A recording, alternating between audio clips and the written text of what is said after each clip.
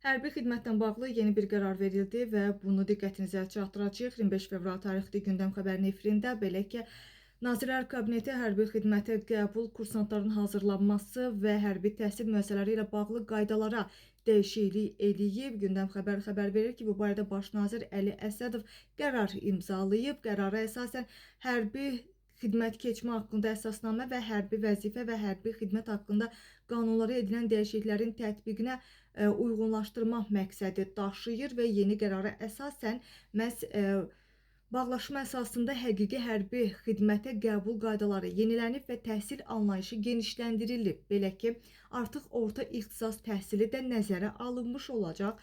Eyni zamanda xüsusi təyinatlı orta ixtisas hərbi təhsil müəssisələrini bitirən şəxslər də ayrıca kateqoriya kimi qeyd olunub. Dəyişikliklərə əsasən hərbi təhsil müəssisələrinə qəbul zamanı kursantlarla rəsmi bağlaşma imzalanacaq və bu sənəd eyni hüquqi qüvvəyə malik 3 nüsxədə tərtib ediləcək.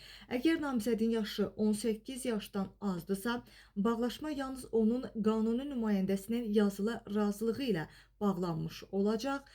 Qərarda kursantların gələcək xidmət öhdəlikləri də dəqiqləşdirilib. Belə ki, hərbi təhsil müəssisəsini bitirən şəxslər zabit kimi azı 10 il, gizir və ya miçman kimi isə minimum 5 il, bəzi hallarda isə 10 il xidmət etməlidirlər.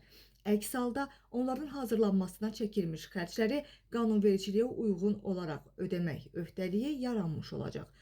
Bundan əlavə, qaydalara edilən dəyişikliklərə əsasən kursantların təhsil müəssisələrindən xaric edilməsi də bağlaşmanın ləğvi üçün əsaslardan biri kimi müəyyən edilib.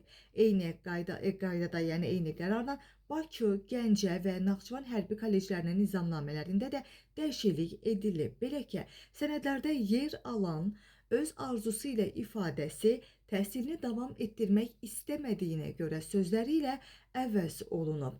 Qərar hərbi xidmət sisteminin daha dəqiq hüquqi tənzimlənməsi, kursantların hüquq və öhdəliklərinin konkretləşdirilməsi və eləcə də dövlət hərbi kadr hazırlığına çəkdiyi xərclərin qorunması məqsədi daşıyır deyə məlumatda qeyd olunur.